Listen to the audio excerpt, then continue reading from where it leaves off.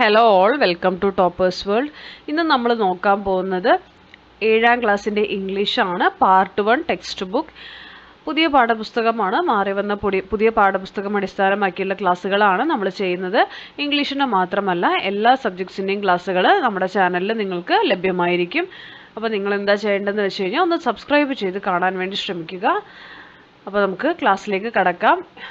7ാം ക്ലാസ്സിലെ ഇംഗ്ലീഷാണ്. നമ്മൾ നോക്കുന്ന യൂണിറ്റ് ഹാർമണി ഓഫ് മാർവൽസ് എന്ന ആദ്യ യൂണിറ്റ് ആണ്. നമ്മുടെ ചാപ്റ്ററിൻ്റെ പേര് a robot with a virus.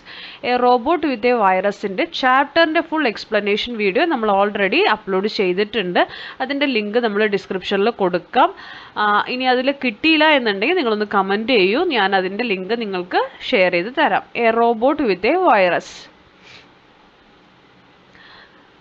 A robot with a വൈറസിലെ ചോദ്യങ്ങളും ഉത്തരങ്ങളുമാണ് ഇന്ന് നമ്മൾ നോക്കാൻ പോകുന്നത്. ക്വസ്റ്റ്യൻ ആൻസേഴ്സിൽ ആദ്യ ചോദ്യം വരുന്നത്, why are Ricky's habits described as slovenly? റിക്കിയുടെ ഹാബിറ്റിനെ വളരെ സ്ലോവൻലി എന്ന് പറയാനുള്ള കാരണം എന്താണ്? ഉത്തരം, Ricky's habits described as slovenly because he just threw his belongings all over the place. അവൻ എന്താ ചെയ്തിട്ടുണ്ടായിരുന്നത്? അവൻ്റെ സാധനങ്ങളൊന്നും അടുക്കി പെറുക്കി വെക്കുകയോ ഒന്നും ചെയ്തിട്ടുണ്ടായിരുന്നില്ല. അങ്ങനെ വലിച്ചെറിഞ്ഞ് അവിടെ ഇടുന്ന ഒരു സ്വഭാവമായിരുന്നു റിക്കിക്ക് ഉണ്ടായിരുന്നത്. അതുകൊണ്ടാണ് റിക്കിയുടെ ഹാബിറ്റിനെ നമ്മൾ സ്ലോവൻലി എന്ന് ഡിസ്ക്രൈബ് ചെയ്യുന്നത്. അടുത്ത ചോദ്യം, what house hold course did the butler robot take over? ആ റോബോട്ട് എന്തൊക്കെ വീട്ടുജോലികളാണ് ചെയ്തിട്ടുണ്ടായിരുന്നത്? As soon as it arrived, off it went, cooking, cleaning and ironing. അത് വന്നതിന് ശേഷം അത് കുക്ക് ചെയ്യും, അത് ക്ലീൻ ചെയ്യും, അയൺ ചെയ്യും, എല്ലാം ചെയ്യും. But the most important work it did was picking up Ricky's clothes from the floor. പക്ഷെ അത് ചെയ്തിട്ടുണ്ടായിരുന്ന ഏറ്റവും ഇമ്പോർട്ടൻറ്റ് വർക്ക് എന്താണ്? റിക്കി ഈ ക്ലോത്തും റിക്കിയുടെ ബിലോങ്ങിങ്സ് ഒക്കെ അവിടെ വലിച്ചെറിയും അല്ലേ? റിക്കി വലിച്ചെറിയുന്ന ക്ലോത്തൊക്കെ അത് പോയി പെറുക്കി എടുക്കുമായിരുന്നു ഫ്ലോറിൽ നിന്ന്.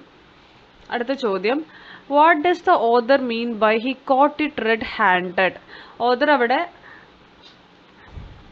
നമ്മൾ കൈയോടെ പിടിച്ചു എന്ന് പറയില്ലേ കളനെ, അങ്ങനെ he caught it red handed എന്ന് ഉദ്ദേശിക്കുന്നത് കൊണ്ട് എന്താണ് ഓദർ ഇവിടെ അർത്ഥമാക്കുന്നത്? ഉത്തരം, ദ ഓദർ മെന്റ് നാക്കാട്ടോ, മീൻസ് അല്ല.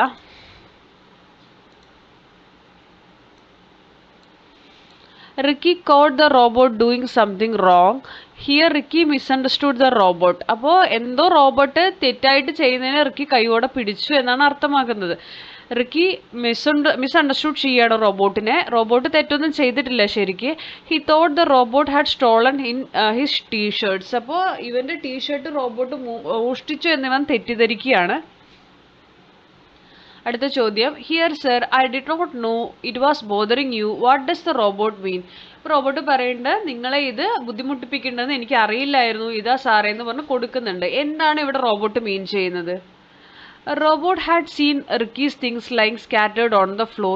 It was thought that he did not need them. അപ്പോൾ റോബോട്ട് കാണുകയാണ് റിക്കിയുടെ സാധനങ്ങൾ ഇങ്ങനെ നിലത്ത് ചെതറി കിടക്കുന്നത്. അപ്പോൾ റോബോട്ട് കരുതും റിക്കിക്ക് അത് ആവശ്യമില്ലാത്ത സാധനങ്ങളാണെന്ന്. അപ്പോൾ robot was program to collect all that was not wanted. ഈ റോബോട്ടിനെ പ്രോഗ്രാം ചെയ്തിരിക്കുന്നത് എങ്ങനെയാണെന്ന് വെച്ച് കഴിഞ്ഞാൽ ആവശ്യമില്ലാത്തതെല്ലാം കളക്ട് ചെയ്യുക എന്നുള്ളതാണ് റോബോട്ടിന് കൊടുത്തിരിക്കുന്ന ഇൻസ്ട്രക്ഷൻ. അപ്പോൾ റോബോട്ട് എന്ത് ചെയ്യും? അങ്ങനെ കണ്ടാതെല്ലാം കളക്ട് ചെയ്യും. Robot did not know that taking Ricky's belongings was bothering him. അപ്പോൾ റോബോട്ടിന് അറിയില്ലായിരുന്നു റിക്കിയുടെ സാധനങ്ങൾ എടുത്തിട്ട് പോകുന്നത് റിക്കിക്ക് ഇത്ര ബുദ്ധിമുട്ടുണ്ടാക്കുന്നു എന്നുള്ളത് അറിയില്ലായിരുന്നു.